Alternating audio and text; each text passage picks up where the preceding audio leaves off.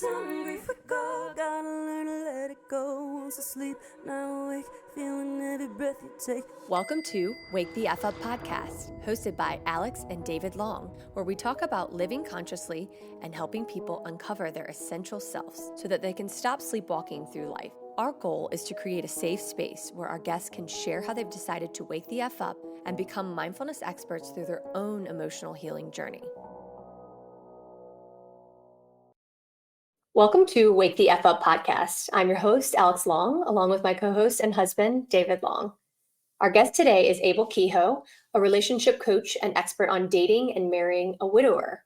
A remarried widower himself, Abel has successfully helped thousands of women know if the widowers they are dating are ready for a serious relationship.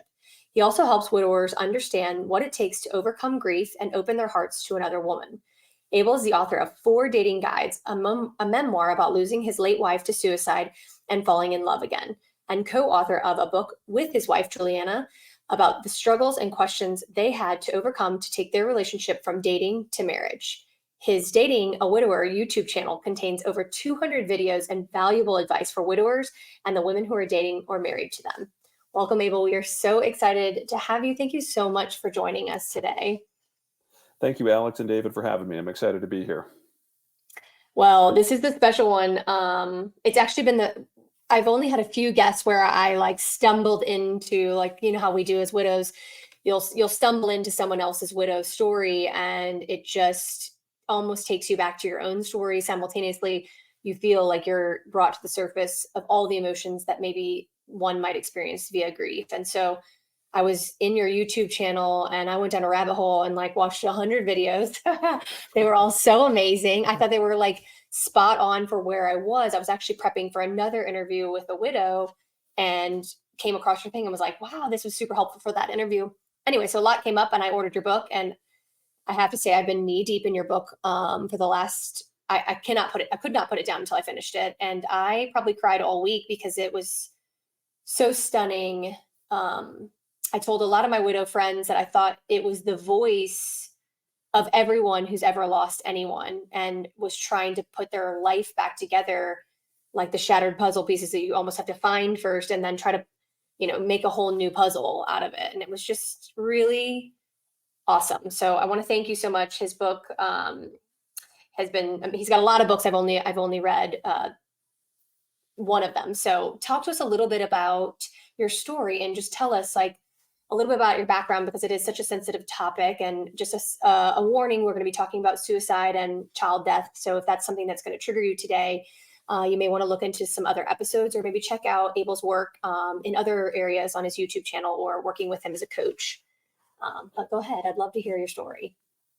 Yeah, so my story began, I guess, on a November afternoon when I arrived back at our apartment and heard a gunshot and found out that my 7-month pregnant wife had just shot herself.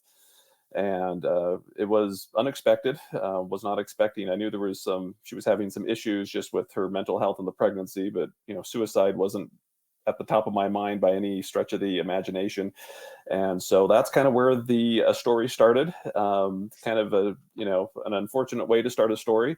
So my wife, obviously, or my late wife, didn't survive, but she was 7 months pregnant at the time, and emergency help got there quick enough that they were able to save the baby. I guess I'm going to use that term loosely in the sense that, she was pretty much she was on life support her entire life. There wasn't any chance of her surviving. And after a couple of days, it kind of clicked with me that, that she's not going to grow up, I guess. And so, 9 days after she was born, I had to make the decision to take her off life support, and did that. And, and then I think at that point, I just found myself in this uncharted world. I felt like there was nobody out there that could understand me, nobody out there that could, that had been there.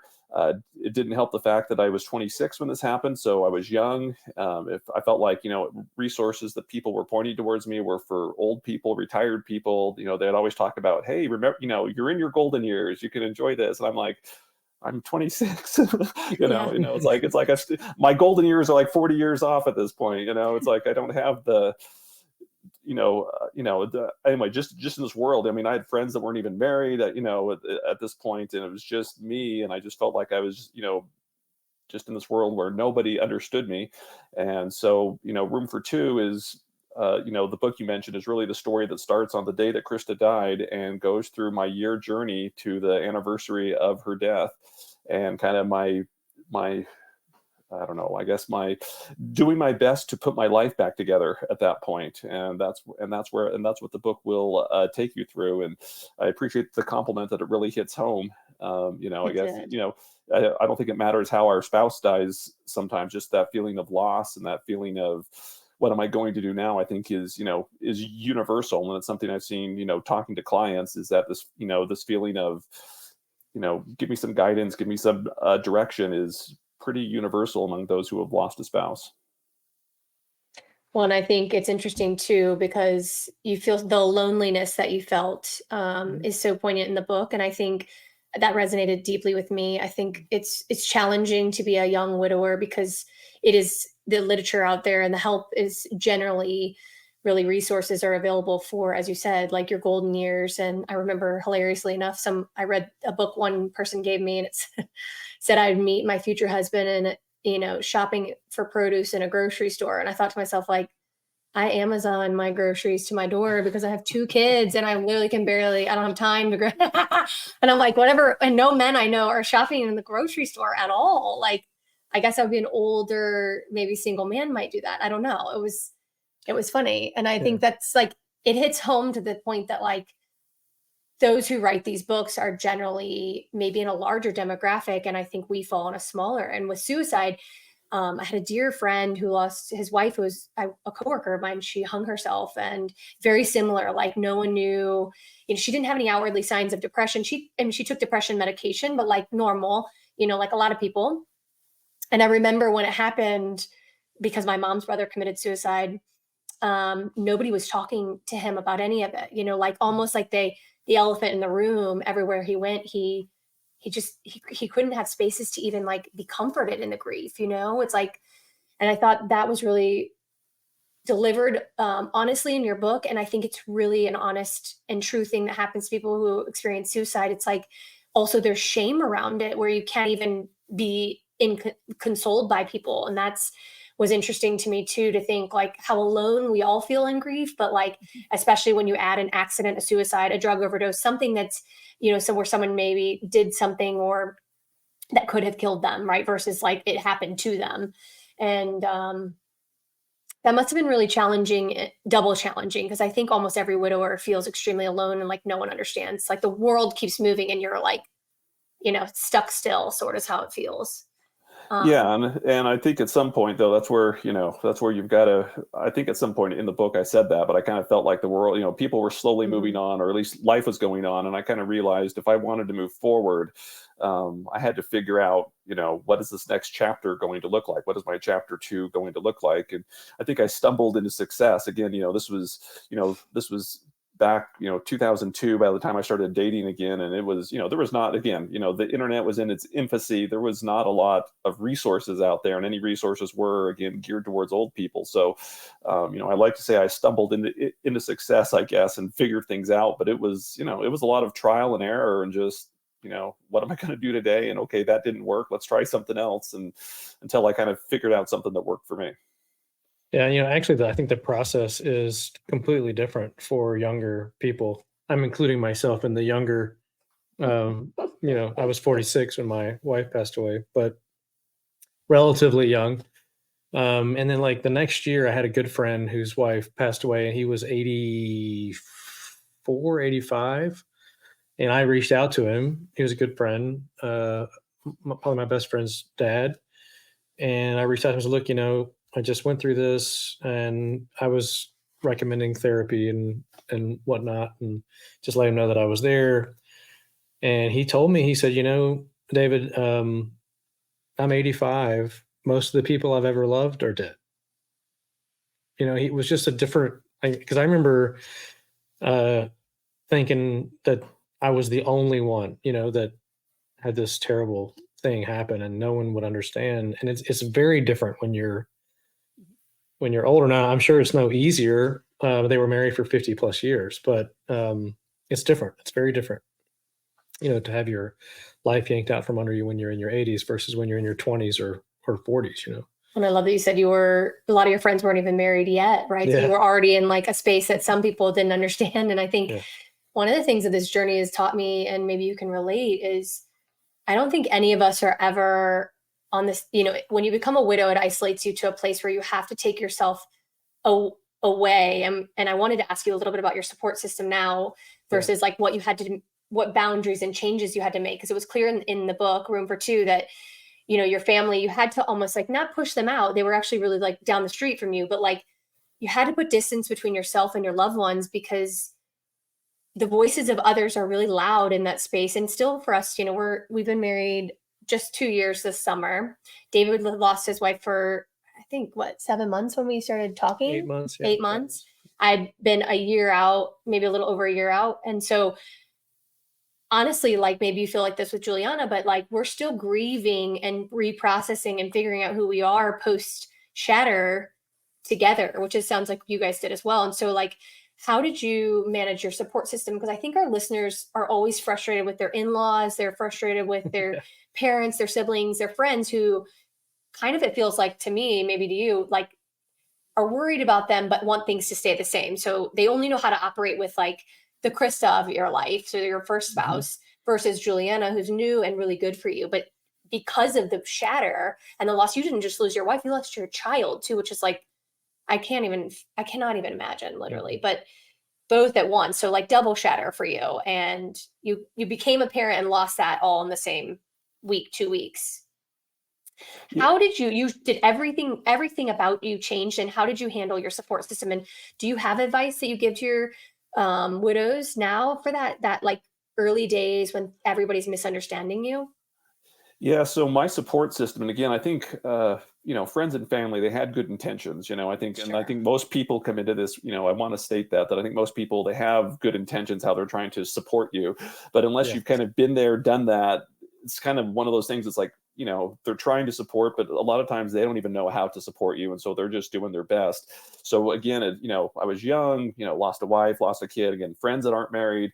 I can remember like what my mom went to therapy, and I remember like she would come like after her therapy session, she stopped by the house, and I had this great session, and she started talking to me about it, and she's like, oh, you really need to go see this guy. And I was just like, and again, good intentions there. I know that my mom was, she was not trying to, she was just trying to help, but I was like, Mom, this is the last thing I need right now. It's like, I'm glad it's helping you. I was like, I'm glad you're talking to somebody. I'm glad that's helpful. But it's like, I just know in my gut, I'm wasting my time if I go and talk to somebody. Right. So, so I had to kind of set up those boundaries. And I guess I just kind of, at some point, I just came to the realization that I had to figure this out on my own. And I hate to say it, but a lot of times, when I talk to clients, they're kind of in the same boat. It's like, again, people want to be helpful, or they're trying to be helpful, but what they're doing is not helping you. If anything, sometimes it can be pulling you back. And so, as you said, it's like, they're seeing a world without Krista in it. And especially when you start dating again, they're just like, wait a minute, what are you doing? This is a different thing. I'm still grieving. And so a lot of times it's just setting those healthy boundaries with people, even if they have good intentions, and letting them know that this is not helping. Right. But it's figuring out what helps for you. So in my case, I was kind of running before Krista died, but I had this thing where I'd get up every morning, right? And I would go run 4 or 5 miles. And that was my time to kind of process and compartmentalize things. And, if I had to think about Krista or Hope and kind of get things worked through, that's where I kind of do it. And then I'd kind of cut back from my run, kind of reset, and okay, I can go to work. I can, do all the other things I need to do today. And, I'd kind of go about it that way. Another thing that helped me was journaling. I, wrote some really detailed journals, which kind of helped with writing Room for Two, by the way, because I think, if you guys know that widow's fog that people kind of get in, you're just kind of going through the day. I don't think if I had written in my journal, I think some of those scenes in Room for Two wouldn't have been there, because I'm going through and reading this, and I'm just like, oh, wow. It's like, wow, I really was, I was really going through some stuff. I'm reading this years after. And but I think it's figuring out what really does help you. And it's different for everybody. So, like in my coaching sessions, for example, I'll sit down with them and I'll talk to them. It's like, well, let's talk about some things that you like to enjoy, or some things that maybe you want to do, whether it's hobbies or building things or helping people. What are some things that you can do to kind of help push through this a little bit and, kind of set up I guess, your own support system. Because ultimately, again, people have good intentions, but a lot of times it's not helpful, and you got to figure out what it is that's going to work for you. It's interesting. I had sort of a widow mentor in the cancer walk, and Mary Catherine Rodriguez was her name, and she really helped me. She's actually became a therapist. Her husband was a dear friend of my first husband, Carl's, and he passed away from lymphoma, leukemia, and lymphoma. I think he had both. I might be saying that wrong. Sorry, Mary Kay, if I said that wrong. But he passed away from cancer, and they were very young, like you and Krista. And in the midst of it, like, he was doing a lot of treatments that would have him in isolation, and she was getting her doctorate in psychology. And she gave me this, I was struggling even then before he died about like the support groups, and she said, you'll have your life will be like lots of different circles.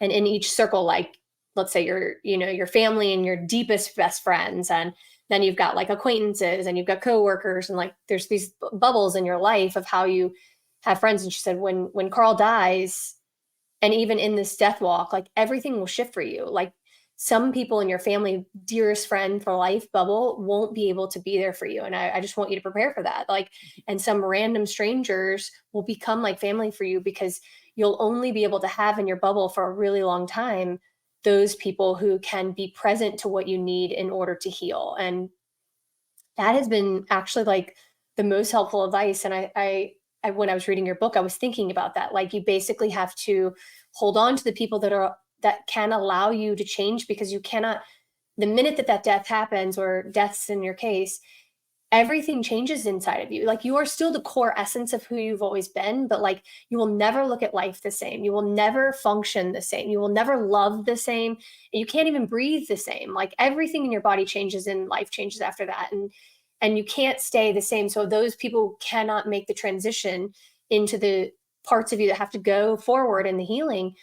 They mean well, as you're saying. And so I'd like to even just say this to whoever might be listening that is a friend of mine who I've lost. I still love you very deeply and appreciate all we've been through. And I know Abel's probably saying the same thing. And I know David the same. We know that you have good intention. It's not your fault, but we're different people now, and we have to be, because unfortunately the choice was taken from us when we lost our person that was in our old life that we chose to create an entire world with. When they went away, everything in that life went away. And I think that might help people to understand why we're so different, and why we need such different support and different people, and new love, especially because no matter what, the person isn't there anymore. And so often people want us to like black veil it. And I don't think they would ever say this out loud, because it's not in consciousness. It's like a subconscious thought that like, we're supposed to sort of die with them. You know what I mean? Like, it's almost like, how could you move on? Does that mean you don't love Krista, that you decided to start dating again at 6 months? Talk to me a little bit about that, because I know this is what the widows out there want to know. They're all hiding that they're dating. We definitely hid that we were dating from everyone. I was scared to go to dinner. I'm Yeah. actually still hiding. Like, I think we go to our old worlds, and I'm like, I'm like very proud of my husband and our life that we're building. We work our asses off to be here. And our kids have never been doing better. I don't think I know through their healing and their peace that like, we are 100% doing the right thing for us. But it can pull up all this old stuff in the presence of your past. Talk to me a little bit about that for you. Yeah, so you have to redefine relationships, especially as you start dating and fall in love again. And it is sad, and it is hard. I mean, I talk to clients, there's like, I might lose the late wife's family, or, I'm not going to have the same relationship with it. And I'm like, yeah, you're not going to have the same relationship with certain people. And it's almost like, again, you've already lost somebody, and it's almost like you're losing somebody else, not to death, but you're losing them because, life has changed. And, when you have a new person in there, certain relationships have to be redefined, and and it's hard. But again, if you want your marriage to succeed, if you want the relationship to succeed, you have to redefine these relationships. And I know I mean, I get it. I mean, you guys talked about, yeah, you're kind of hiding the fact that you were dating. Yeah, I hid the fact I was dating. I mean, the very first date I went on, I intentionally made it that it was like 50 miles away from where I live, because I was so paranoid about having to date somewhere where somebody was going to walk in and see me with this woman I was with, and I could just see, oh my gosh, and they were going to run back and tell Krista or something that, oh my gosh, Right. Abel's having, and it's An just, affair. I mean, yes, yeah, and it was completely irrational, but I think a lot of people feel that way and again, and the thing is I wanted to tell people, but I was so worried about their reaction, and I was so worried about being judged that's why I hid it. And again, it's like, but and I don't think I really knew at the time how do I go to somebody like Krista's family, or how do I go to my family and tell them, hey, I'm dating again, and I just want and because I think deep down I was worried that I wasn't. And again, it isn't that I expected people like to embrace the decision, or anything like that, because everybody was on their own journey. But I think I was worried that I wasn't even going to get a little bit of understanding, that they were just going to look at me horrified, like, did you not love Krista? It's like, it's been how many months? I could see people doing stuff like that, and I was just worried. Did some people do that to you? Because some people did that to me for sure. Did they say that stuff to you? Like, interestingly enough, like women, and I sure hope not to gender specify here, but I have found, because I'm married to a widower and I'm a widow, that women often like will be in his world situations, and I hear people being like, she's out to get his money, and she's like all this stuff, and I'm like, I lost my husband and was supporting myself. I own my own businesses. Like, I didn't need him. I don't need his money. Like, we actually like bonded on love and loss. So I have a little different take on why we hide. I think, at least for me, and maybe it was just the suddenness of the death. Yeah. Kind of like Krista, my wife, died in 20 minutes, 15 minutes. And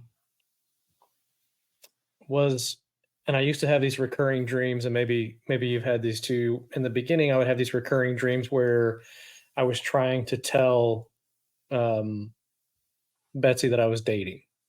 I was, I would see her and I would try to explain to her, hey, we didn't work out, like almost like a divorce situation, And I think part of my brain felt like that relationship hadn't ended, and I didn't feel right. It felt like cheating, or it didn't feel right yet because I hadn't broken up, with this person, and I was falling in love with this person, and carrying two loves at the same time can be very confusing in your, and I was worried that no one would understand that, because I didn't fully understand it, Right. You don't really know that it's possible to love another person at the same time. Yeah. Well, the same way. And it's not the same way because they're a different person. So, right.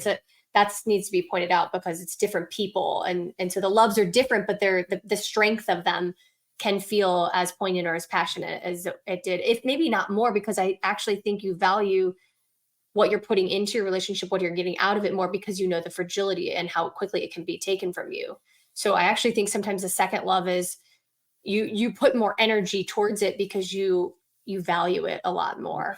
Yeah, I would say that, with clients and stuff, those who have remarried, I don't think they'll admit it in public, but their second marriage is usually better. And it's not like, it isn't like they're dissing on their first marriage. It isn't like their first, marriage was horrible, or that their second marriage is perfect. They still run into the same issues we all run into. But I think it's more of, they do appreciate it more, and they realize, oh, I've got a second chance. And a lot of people don't get that second chance. And so I think, again, they won't admit it publicly, which is fine, but but I'll admit it. I mean, my second marriage is better than my first marriage, and this is nothing against Krista or my first marriage. It's just, I learned a lot from losing Krista and moving on, and so I'm not repeating a lot of the mistakes that I made in my first marriage. And and going back to were people supportive or not? I started dating again. I don't think anyone said to my face, "What are you doing?" But I could tell by their reactions they were thinking it, right? I think people were kind of. I think people were more just surprised that I was dating again. And so I think it was, I don't know, I guess looking back, they were probably too shocked to say, what the heck are you doing? They were more like, oh, We were so but young though, yeah, yeah. 26 years old.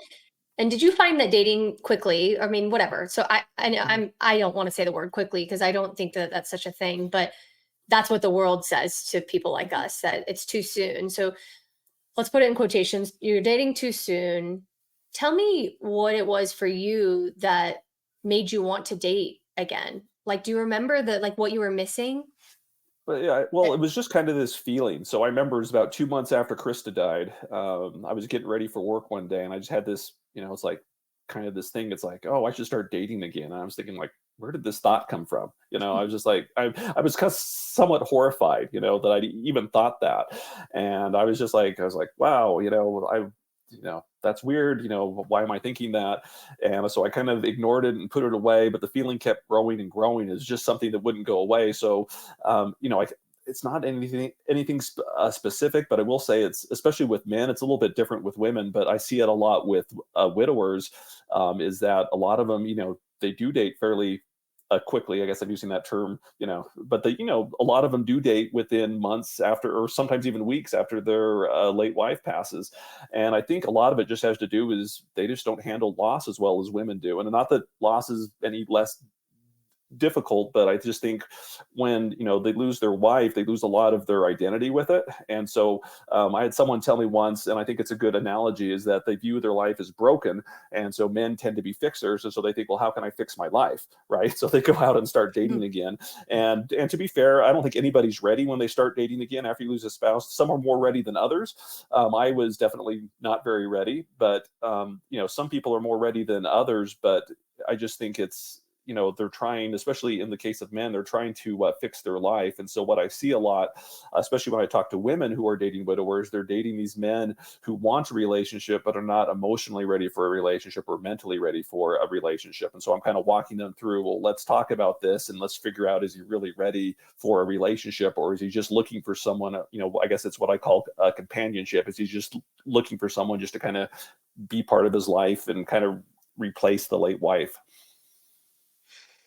There's so much to talk about. That's so true. And I think, I also think too, like if you look at the nervous system and how we're designed as humans, like we often, because we're such intellectual beings and the brain has developed so significantly as we've evolved, we're constantly in our front brain, right? Like all this part of our brain, which is the thinking and the analyzing piece that makes us human. But like we forget the other piece that makes us human is connection. And so partnership and connection with others. And so, when you lose your connection and your intimacy life because death has taken your person from you, you lose a sort of a sense of safety in a way. Like I think there is safety in the vulnerability and being connected with someone in a deep way that gets to see this unique side of you that you don't necessarily share with your family and your friends. And it's important, I think, sometimes that we remember that we're humans and we're meant to be in communion and in relationships with others. And I think when you've lost everything else, you want that back, and you miss being in a family and being a part of something like that. Just like anyone, like a girlfriend seeking a husband or a boyfriend seeking a wife, like a lot of our formative years in our adolescence is to seek permanent partnerships for a lot of us. I mean, not for everybody, but for a lot of us. And I think that's a lot of our human design is to have that sort of foundation and create a home and build a life together. And so it's interesting when you think about it. Yeah. And so, for those who are listening, there's nothing wrong with wanting that, so, No. I encourage people to, if you feel like you want to date, go out and date, but I just kind of caution against maybe getting into a serious relationship quickly. It's usually just go on a couple of casual dates and kind of see how you're feeling about things. And, you can kind of gut check it from there.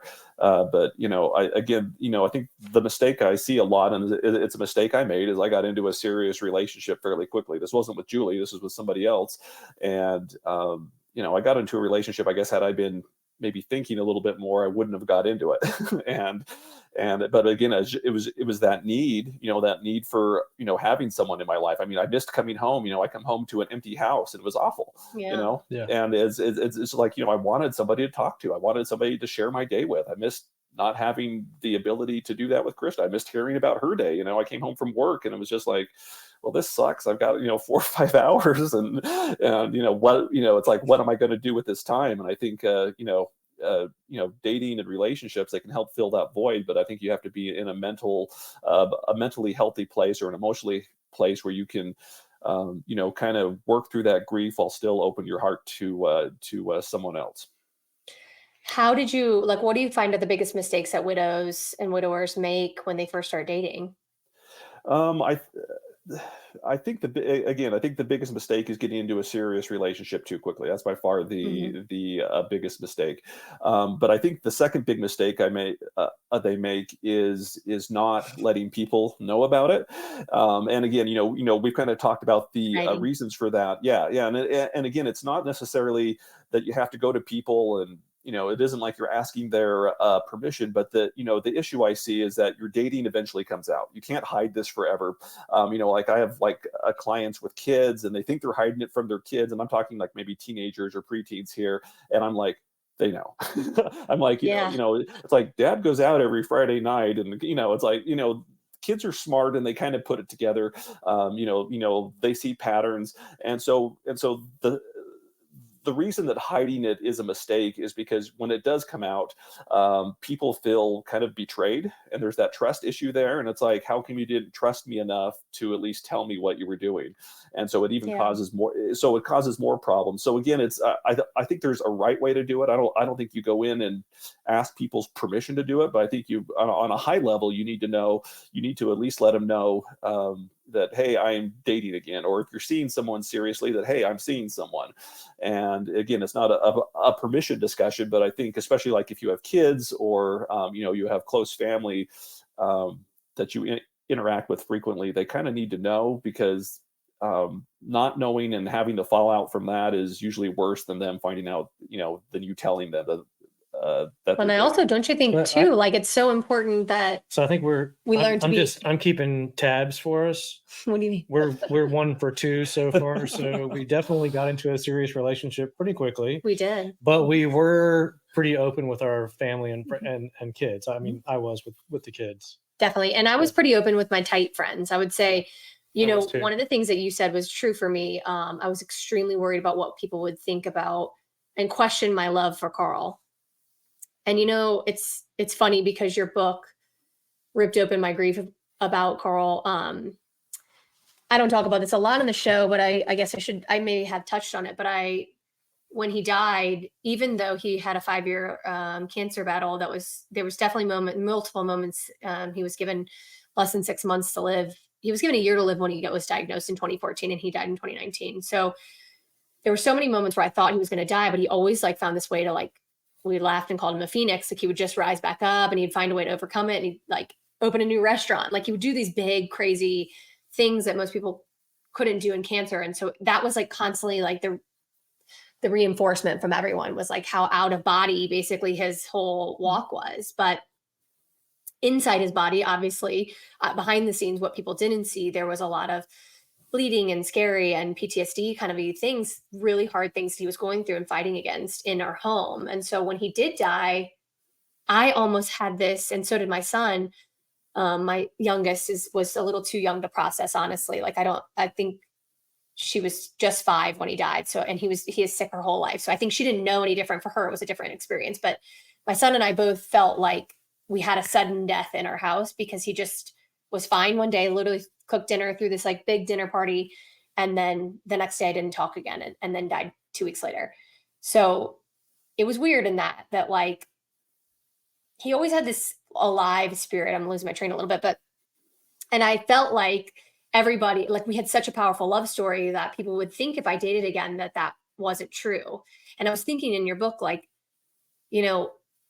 there's not a single day that doesn't go by where I'm not thinking about him or loving him or seeing my children having quiet thoughts about it. My daughter has his hands to a literal T. I look at her hands and it can sometimes take my breath away. The way they move, the way she holds them, even the way she picks her little nails. So exactly like he would do. And I think David feels the same about his daughter.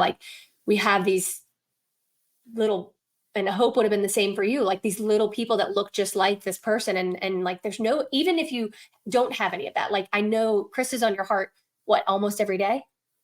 Yeah. Yeah. But but it's like I tell, like I tell clients, it's like, 99.6% of my heart is for Julie, and for our marriage and our relationship. And that's what it takes for our marriage to succeed. I mean, we'll be celebrating our 21st anniversary next week. So, yay, Amazing. but Good job, guys. Good job. but the reason, Good job to your wife. I know she, whew, yeah, she's had to put up with a lot of unique it's hard. experiences. It's really Yeah, it hard. is. I can speak from the But widow perspective. Like, I know I'm a widow, but I'm also a wife to someone who is married to someone else. And there's fragility in that. And like, people can look at it as jealousy, and that's not what it is. It's just like, it's not a divorce. Like, your person, you lost a person that you really still loved and would still be married to. And so that puts a interesting perspective on, like, now being with a new person, you're like, now how do I fit in this picture? Like, am I secondary? Am I primary? Or are we here only because of who you're with, loss? and who you're with now, and those are normal feelings, right? Because I Yeah. think when I talk to women, they're like, well, am I a replacement? Is he ever going to love me as much? And again, I don't think there's anything wrong with asking for 99.6% of someone's heart. I think that's a fair expectation, because they're here now, right? I mean, and again, this isn't, it isn't like you're disrespecting your late spouse, but you're always going to have triggers, right? Whether it's through your kids or random memories or a song, you're going to get triggered, and there's nothing wrong with the triggers, but it's how do you handle the triggers, right? Can you have that moment where you can, again, appreciate and think about the late spouse, but then just kind of move forward with your life. And How have you put that into a 0.4 percentage category? Like, tell me your advice, because I do think maybe we're in the early years. I mean, you're 21 years in, as you're about to say, and we're year 2. And so I would say that the grief is a little bit heavier. And sometimes, like, David just went through the anniversary of Betsy's death, and it drew up all my grief and his grief. And so, like, in it, sometimes we still get so consumed by the triggers, and then the loneliness creeps in for both of us, where we're like in our old marriage in our head, but in our new marriage in our house. Does that make sense? Like, how have you guys managed that? It takes a lot of work, and there were some rough patches. I think when Julie and I were first married, I mean, there's definitely some rough patches as we were figuring this out, right? Because Julie kind of told me when we were dating, when she was finally like, okay, I'm willing to kind of make this work, because she had concerns. I mean, again, she was 23 when we were dating, and 20-year-olds, you don't think about dating widowed people. So she was, when she finally reached a point where she was like, okay, I will give this a shot, she made it very clear to me that the only way that this was going to work is if she could be number one. And again, she wasn't asking me to forget Krista or the marriage, but she was saying, I need to feel like number one in your heart. And if I feel like, that you're mentally or whatever elsewhere, this isn't going to work, and I will walk from the relationship. She said it much nicer than that, but that was kind of the, But I applaud her for being able to say that at 23 years old. Like, yeah, that's a smart girl who knows who she is. Yeah. And so, and I kind of went home a little bit upset. I'll be honest. I went home a little bit upset, like, oh, what do you think? But then I kind of thought about it, and I kind of thought, well, that's not an unfair request. Like when Krista was alive, the same expectation was there. She wanted to be number one. So I was like, well, why should Julie settle for anything less? So that was literally the poll into your YouTube that got me like way in, is you were talking about that very same thing, that like setting boundaries with family and friends that basically were kind of criticizing I don't know if you were talking about another couple or yourself, but basically criticizing your wife in a certain sense. And you were saying like, it's my obligation to give this 100% and protect her the same way I would in my first marriage. And I thought that was so crazy. It was so smart, because you were saying like, why in the world does anyone else outside of our own marriage think that the second person deserves less? Like, all relationships deserve the same kind of attention. If you're committing to it, you're committing to it. And it's challenging for some reason when death comes in, because people can't, as your title, which I think is literally amazing, can't find room for two, which there has to be. And it really is when you're saying room for two, you really mean room for one, but the other little piece of your heart will always hold on to the past. Right.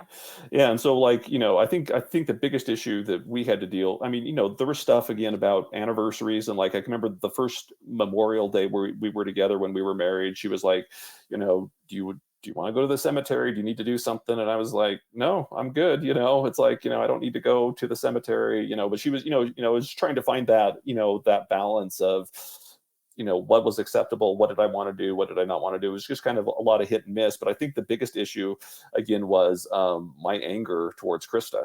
I was angry towards Krista, and I think she could tell that the anger was slowly dissipating. But there'd be times where I'd get triggered somewhere. She wouldn't know what would trigger me, but she could see my jaw clench. She could kind of see me tense up, and she knew what I was going through. Right, is that I was angry at Krista. I was something that triggered me. I was working through something, and so it was her thing of like, well, how do I kind of deal with that? And we kind of just reached the thing where she would just kind of leave the room. She's like, I'm just gonna let Abel deal with this. I don't need to be here. Okay. She'd come back in 10 minutes and everything was fine, kind of thing. But I think it was just, there's, again, unique things that come up when you've lost a spouse in a relationship that don't come up in normal relationships. And I think it was, again, trying to find that balance of, in my case, I kind of had this mantra in my head is like, is what I'm doing or about to do or say or whatever, is it going to hurt our marriage or is it going to help our marriage? Right. And so a lot of times if I was triggered, like, you kind of put that thought in my head, and I would just kind of say, okay, I wanted to say something about Krista. I'm not going to say it because this is not going to help our marriage. This isn't going to help things. And I would just kind of, process it in my head and move on. But it's a lot of times with the anger, it wasn't like I could just process it in 5 seconds and move on. It was kind of like I had to kind of sit there and work through it. And so again, I think it was just us, Julie realizing that what I was doing, this wasn't personal towards her. It wasn't about our marriage. It was just that, there was a lot of anger and forgiveness that I had to kind of work through, and eventually did. It took 6 years to get there, but I think it was how have you worked on your anger? Like, I think it's, well, I went on that little tangent and I realized, like, when you're saying this, that was what I was getting to, was like this fight. I was super angry because I felt abandoned by Carl in lots of ways. And, I've been abandoned by my father. And so sometimes I've got some issues about, abandonment. Not sometimes, all the time I have issues about abandonment. Let me not underplay that. And it's constantly like a thing. And so it's interesting, like, my husband unmeaning to, but abandoned me. And I was furious for the first year. And I remember reading your book thinking like, okay, like I remember the fire within was so strong. I was angry about everything, feeling so alone in my grief and being left behind our 2 kids. And so talk to me a little bit about your anger. How have you managed it? Like, how did you get to a place? Is it something like, I read your book and I know it's just your first, so I have to keep going. So I'm sure you have lots more in the posts, because this is like your first year of grief. Obviously I'm like reading your OG book first, but did you just close the box on it? Or did you, like, now that you're saying 6 years, I'm feeling better, because I was like, how the fuck did he just like go away from the cemetery and never look back? Like, you're like, I'm never going back there again. And I was like, you're a badass. Tell me how you think. Well, I cannot go there a lot, Yeah. Because, I think it really came down to, again, it came down to, the reason I decided not to go back to the cemetery was, again, it was putting my relationship with Julie first. Right. And again, it's been, I got to do the math here. It's been, I think, 22 years since I've been to a cemetery. And it's like, again, this isn't anything against Krista or the marriage. It was again about priorities in my mind, and, would going to the cemetery hurt or help my relationship? Everybody's different, but in my case, I determined that was not going to be helpful for my marriage. And so I kind of realized, as I'm driving away, if you read Room for Two at the end there, it's like, I'm not going back. And I just kind of realized it's like, I've got to kind of move forward with life. And for me, this is a helpful thing not to go back. And, again, I think people can, I can think about Krista in my own way and have my own thoughts about her and think about her, but, I don't need to go to the cemetery to actually, to remember her. And I just kind of decided at that moment, it's like, no, I'm going to focus on Julie. But, you talk about the path to forgiveness. If you read The Wife in the Next Life, that's where I actually get into a little bit to I'm obsessed with your writing. You're an incredible writer. Yeah, really are a beautiful writer. That's where you get into a lot of Julie's head about the issues that she's dealing with, like, how can Abel love 2 people? How can we do this? But I kind of detail the forgiveness story in that book. And really, again, it took 6 years to get there, but it was kind of it wasn't like I just kind of realized it overnight. It was a long journey. I didn't want to be angry at Krista. I really didn't. I loved her, and the fact that I was so mad and so angry at her, I hated that. That wasn't, because it's so weird. It's like I loved her, but at the same time, I blamed her for a lot of stuff, and I just had this intense anger, and I hated being angry. I didn't want to, but at the same time, I didn't know. It's like, how do you get rid of that anger? And again, I don't think, I wish I could tell people, hey, this is how you get rid of the anger. I wish I could, because then I'd be like a billionaire or something like that. Right. But it's an individual journey, and it took 6 years to get there. And I guess, I think it was a constant effort when I would get triggered and I would get angry. It was just kind of slowly working through it and just telling to myself, there's some things, we're not always going to get answers. It's going to be okay. And just, I don't know, it was just kind of a mental process. And slowly those episodes of anger, they became fewer and farther between. I think, when I was, probably first dating Julie, they were probably almost daily. I was mad every day. But, soon it became weekly and then monthly. And I think by the time, I was hitting this, the 6 year mark, it was probably been months before I'd been angry again. And actually what triggered my final anger episode, it was Halloween. It was Halloween night. I'm driving home from work. I'm at a stop sign a couple blocks from my house, and these kids are crossing the street, and there's this girl dressed as a princess. And for some reason, I thought in my mind, Hope would be about that age. I could see her dressed as a princess, and just anger, I'm gripping the steering wheel, and I'm just furious, and I hadn't been angry in months and months. And I kind of sat there, and I kind of thought to myself, why, 6 years and I'm still mad. I was just, upset. Anyway. But it's so much love, that was taken. And like, obviously, that she wasn't in her right headspace, as most people are when they commit suicide. They actually truly believe that the world is better off without them, I think. And I think it's hard to put your head in that space, especially, she's pregnant and like carrying your child. I just can't even imagine. And it's normal to be angry at your spouse when they die. I was enraged, and Carl was the most loving person, always supported me in everything. And like everything he did, he was doing with intention to leave a legacy and help my family. A lot of those choices he made in fear. And, when you make decisions out of fear, then in your young 30s, sometimes that can turn out really poorly. I'm still angry. David struggles with anger a lot. Yeah. And, and again, it's okay to be angry. The issue isn't, I always tell people it's okay to be angry. It's what are you doing to work through the anger, right? And can you eventually like I had a client once, he's like, I'm 2.5 years into this. I'm still angry. And he didn't know my story all the way. And I was just like, you're 2.5 years. I was like, it took me 6 years. And he didn't know that. He's like, oh, I didn't realize it took you that long. It's like, and again, I'm not prescribing a time frame, but I could definitely see progress over those 6 years. And so after that moment of just kind of just rage, I guess, at seeing that girl dressed up, I drove home. I think Julie could kind of tell when I got home that I was a little bit off, but, she's like, everything okay? I'm like, I'm fine. I'll just take the kids trick-or-treating. So, I took them trick-or-treating, came back, and it was sitting at the table. Again, we had 3 kids at the time. They were pretty young. They're just sitting there eating candy. And there was this moment where I just felt peace. And I just kind of realized at that point that I had forgiven Krista. And I think it was just maybe seeing my new family, seeing what it was I was blessed with, and realizing, it's fine.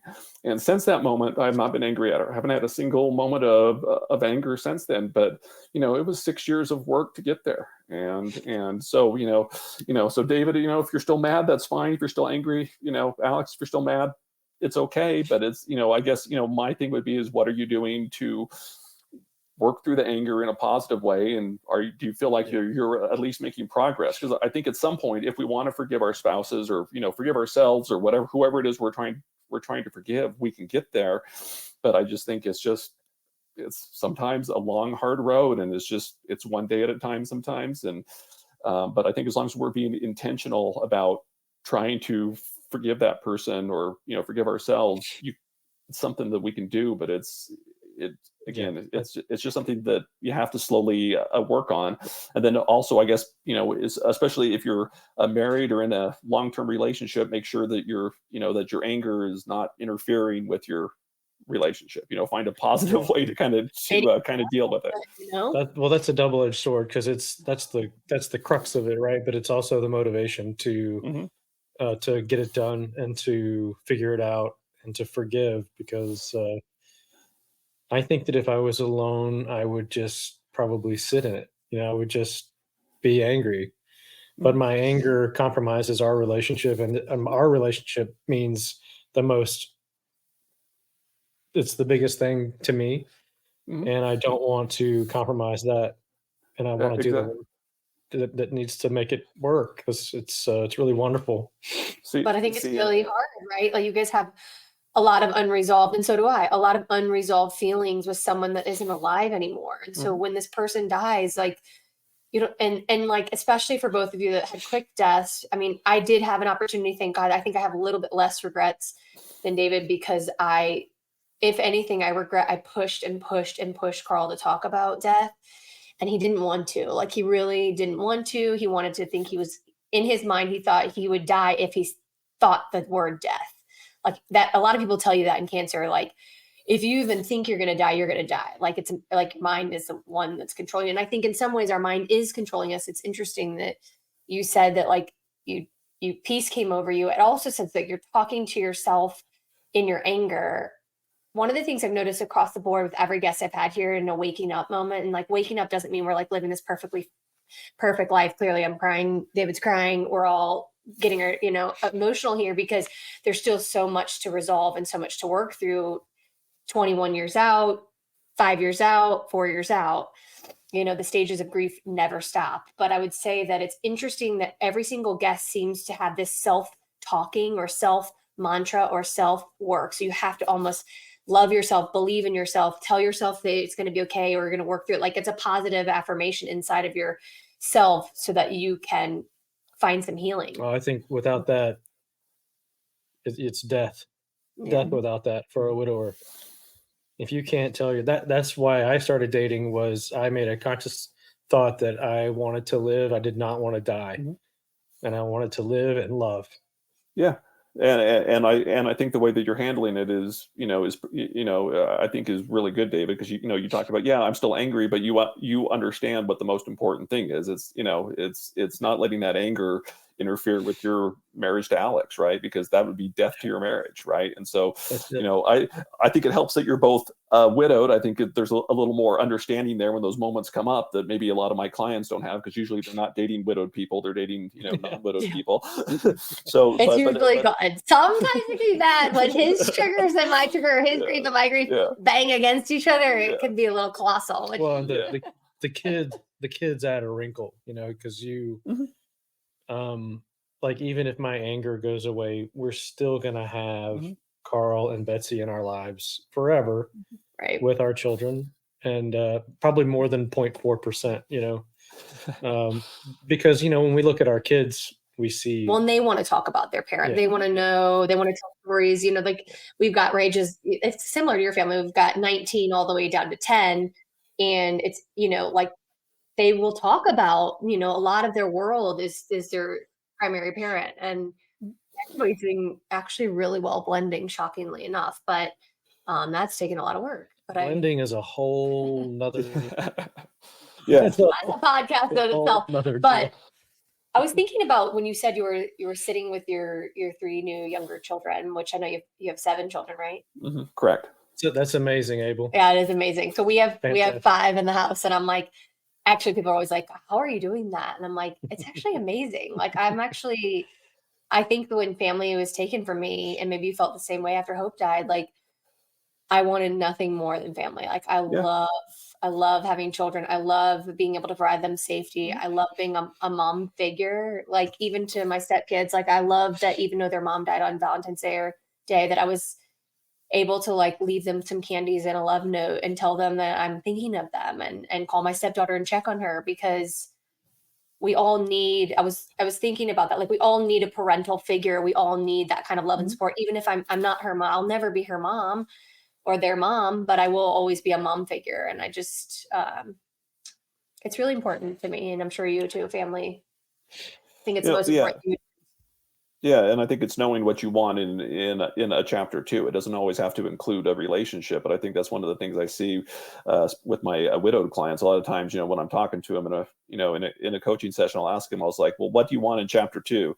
And I kind of get this deer in the headlights look. It's like, I don't know what I want, but I mean, again, I kind of knew that I did want to get remarried. I knew I wanted kids again, so I knew I wanted a family, so I had something to kind of work towards. But I think that's kind of again, you talk about the healing process and moving forward. It's part of that is really knowing what it is that you want, and a lot of times I have to tell clients, it's like before we could really progress here, you need to take some time, and you need to really figure out what you want your next chapter to look like. That's my entire second chance. If I had to wrap it up in a statement, it's literally deciding what I wanted. Yeah. In a way that I mean, you were young, you probably maybe never asked yourself what you wanted when you were in your 20s. I didn't ask myself what I wanted until I was in my 40s. And now I do pretty much nothing but ask myself daily, hourly, what do I really want? What do I want? Yeah, what's really important? What's important to me, right? Right. And as we get older, what's important changes, right? So, Right. what's important to me at 26 is different than, Right. I'm in my late 40s now. So it's, if Julie was to die, and I hope she doesn't, but if she was, what is kind of important and what this next chapter would look like is different. And it's just because I'm older, and circumstances are different. So I always tell my clients, it's not, I don't prescribe a chapter 2 to anybody, but it's like, you've really got to be honest with yourself and say, at this point in my life, at this age, if I have kids or not kids, or, small kids, adult kids, what is it that I really want this next chapter? And once you kind of figure that out, then you can really start getting some guidance and direction. Well, what's the best way to go out and achieve that? I always say it's just like, if you read the book Alice in Wonderland, there's a scene where she gets to the Cheshire Cat, and there's all these paths everywhere, and she's like, she looks at the cat and says, well, which way should I go? And the cat's like, well, where do you want to go? And she's like, I don't know. And she's like, and then the cat says, well, it doesn't really matter which way you go then, pick any path you want.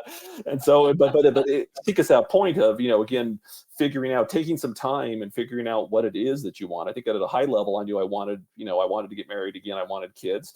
I don't think I got more specific than that, but I kind of, I think as I got into dating a little bit, I was like, well, this is something that I want, so I've got to kind of date to actually get this. But I think it's just figuring out what it is this next chapter looks like, and it's different for everybody, and understanding there's not like one path that you have to take, but it's really understanding where is it that I want to get to. And then once you know that, it's a little bit easier to start making decisions and choices that can lead you in that direction.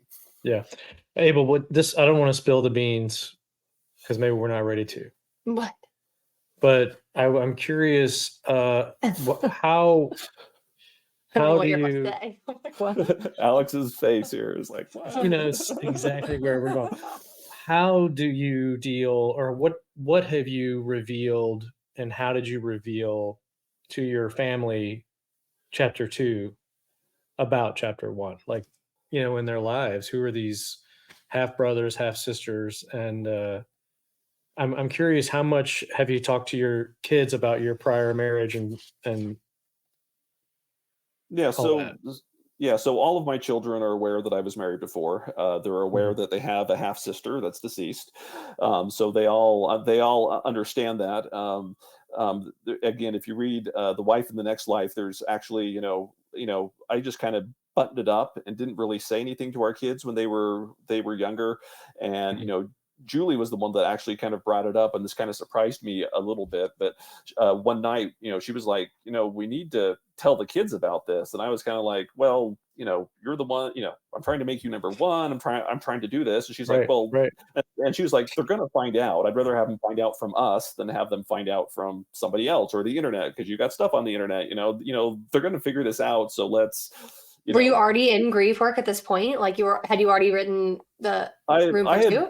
I think I was writing. Well, let's see. I think I had written Room for Two, but I also thought that was going to kind of be the end of it. I really wasn't planning on any other things after that.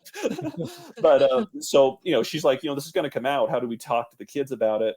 And again, you can get the whole story in The Wife in the Next Life. But we're on it this week. Yeah. So, but honestly, all my kids know that. I know my oldest four have read Room for Two, so they're aware of the details and stuff. And I think it's important, especially where it's public like that out there. I don't want them to get blindsided by my story, so to speak, right? So but the younger three, they know I was married. They know my late wife killed herself. They know they have a half sister, and Krista does come up in conversations from time to time. It isn't like it isn't like it's a forbidden subject. She doesn't come up a lot, but there are times where Krista comes up, and I can remember like once again, the kids were younger, and we were driving around, and I can't remember how it came up, but we were talking about somebody being sick and they may not make it, and like my oldest kid piped up and said, well, that's how your wife died. She was sick, right? And so it's kind of like, well, yeah, she wasn't like physically sick, it was more of a mental sickness. So they are aware of it.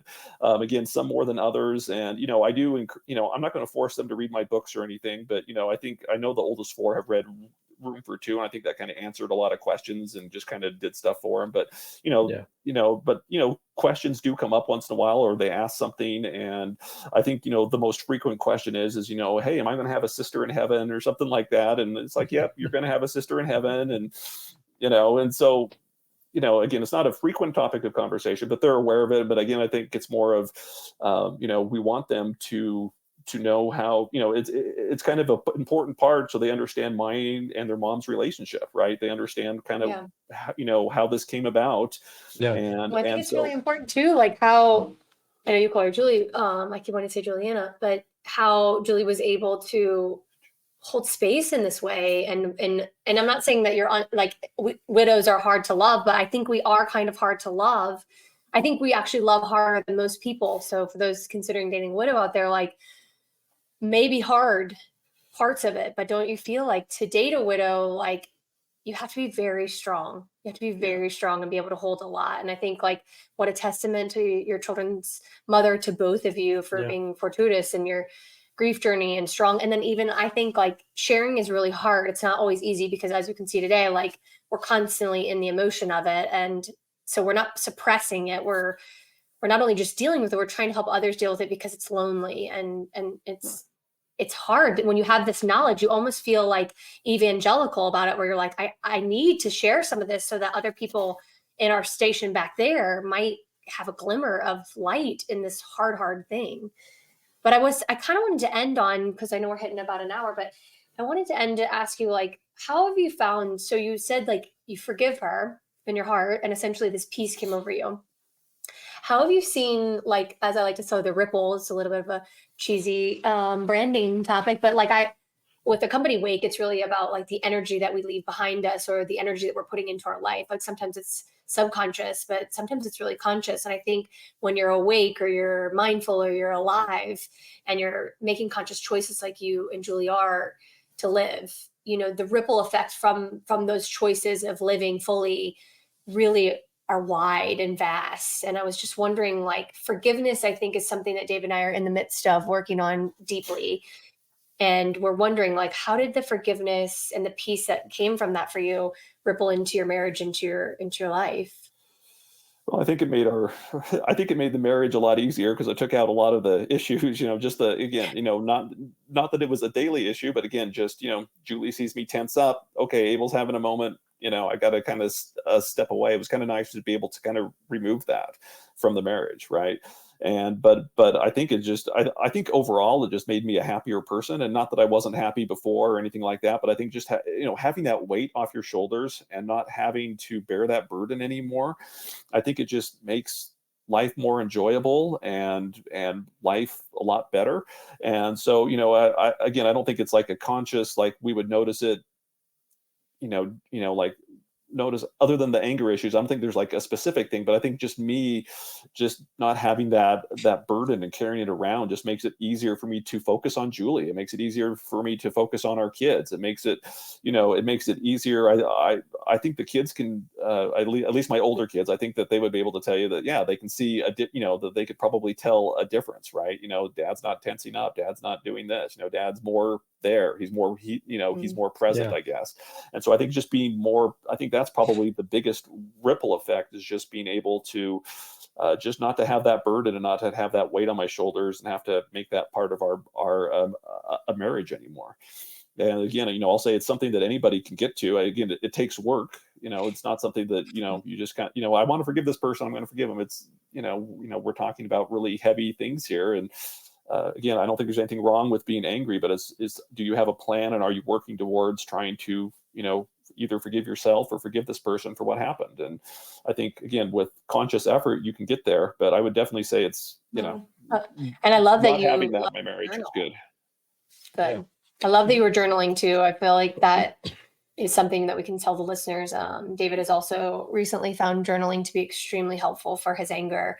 And even just, I think, as you said, reflection, when he looks at it, it's funny when you write, you can write, when you're free writing, you can write without like grammar or worrying about that stuff. Like just so much of your, I think, subconscious brain goes on paper. And then when you read it or reread it, you're like, wow, you can really see patterns and things that are of value that you're feeling that maybe you hadn't noticed in the past, or it's not in your conscious brain. So it's really, really powerful. I just am so grateful that you came to talk to us. And I actually would love to have you like co-contribute or do a retreat with us. I think you're incredible. And I would like to say I find you tremendously inspiring. ditto. I was shooting for way less than 6 years, but that's probably more realistic. He was trying to do it in 6 months. Well, again, for all the right reasons, but it's a process. It takes, when my wife first died, people told me, "Oh, don't worry, you're going to be fine. It just takes time," and it's true. It does take time, but it doesn't just take time. It takes a lot of work and a lot of effort, and a really caring and loving partner and spouse that can be there for you. Well, and I think don't discount self-love, like I think it's interesting that you guys are talking about forgiveness. And one of the things is like, I recognize that I'll never get closure with a goodbye from Carl. There's a lot of things I'll never get closure on, but in my anger, what I had come to after 10 years of therapy, I was like, I have to forgive myself. I did the best I could. And I didn't know, I always am looking at my grief from my now lens, which is like, you'll have these ahas about your healing space and journey. And the more you learn about grief and the more you learn about yourself, the more you understand yourself in grief. And so you're looking from the now point to the you back then that didn't have that knowledge base and wasn't as experienced and wasn't taking the time to be introspective, right? Like just autopiloting through life like I was, and taking maybe for granted some of the simplicities and complexities of love and marriage and family. And now to look back, it's easy for me to judge the then person. And I think that we have to forgive the self first. And I wonder if when we forgive ourselves, then our heart is open to say, like, if it's harder to forgive me because I'm harder on myself than I am on others. So maybe then you extend to Krista, Betsy and Carl, where letting them be, because we have to remind ourselves. And I just wrote a blog about this. It's like, we're human. We're humans and we're constantly making mistakes. And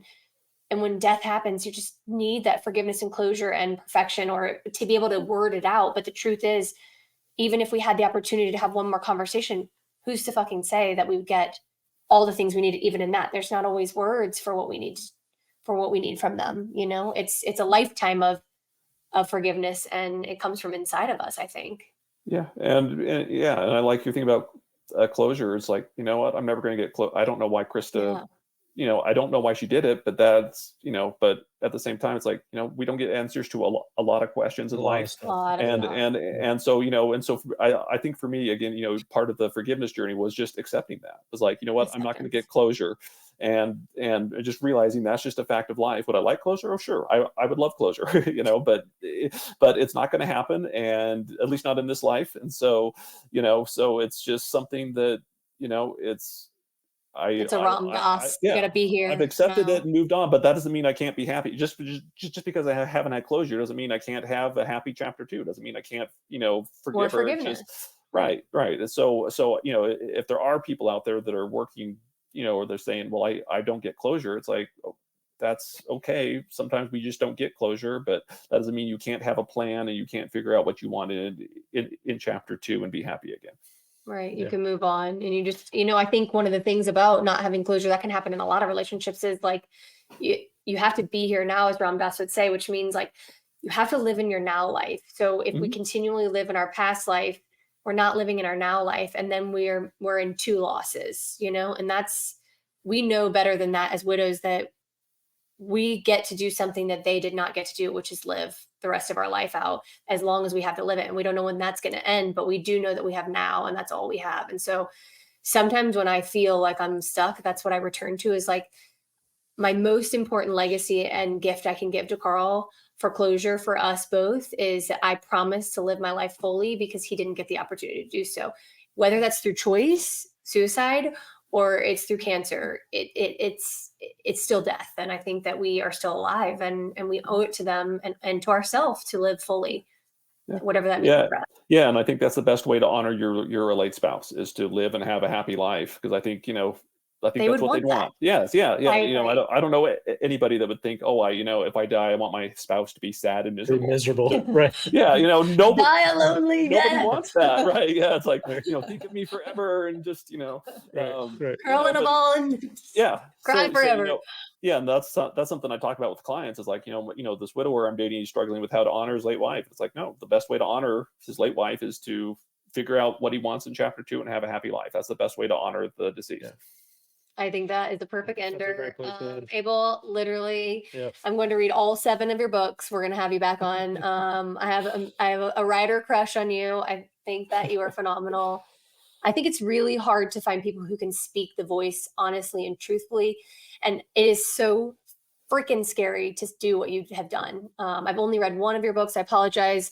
You booked really quickly, and I was like, there's no way in hell I can read all 7 of these books, but I will. Abel, because I am a reader. is this your primary job? No, Is this this is what you do? secondary. Yeah. Or is this your Oh, it's your primary job? I thought you had another job, but maybe that was in your younger years. Yeah, that was in my younger years when I didn't come into this thinking, honestly, I didn't come into this thinking I was going to be a relationship coach. It just kind of, it's filled a need, it just kind of grew and Yeah, grew it's and grew and grew. So it's not, it wasn't like, I'm going to be a relationship coach. No, it was just the demand got to the point where it's like, oh, I can do this. So Yeah, it's amazing. great. Honestly, That's like, great. isn't it cool to think about you are doing for others what maybe would have been cool that you and Krista could have the opportunity. Like I always think, like, if Carl and we luckily did go to therapy at the end, but had we have started in certain therapy, I think we would have had a much richer marriage. And I know David feels the same about him and Betsy. The most understated thing for my marriage that you could ever say. So it's really cool that you have the opportunity to do this for others as well as for yourself and for Julie. So, I appreciate you. I'm going to hit the end of record. Thank you so much. Okay, so everyone check the show notes. Again, we have got lots of suicide prevention, loss, resources. Abel, obviously, you're going to have to get in line. David and I are going to have to go see him as a relationship coach because as we love to have on the show, he is. We like experiential experts. We like experts that have actually walked the walk, because I think it's really hard in grief to go to see therapists. Are really amazing if they're grief therapists, but I think often you really need a circle of people who've been through what you've been through to understand. And so how amazing it is that you are a resource for people out there. So we'll put all your information so people can find you and read his books, get a tissue box, but read his books. Amazing. This has been Wake the F Up podcast, hosted by Alix and David Long. Be sure to check out other episodes where our community of experts share tools and ideas to help you wake to the life inside of you. If you enjoyed this episode of Wake the F Up, please like and subscribe wherever you get your podcasts. Join the Wake community by downloading our app. Just search for The Wake Wellness in the Apple or Android App Store. And follow us on Instagram at The Wake Wellness. Thanks for listening.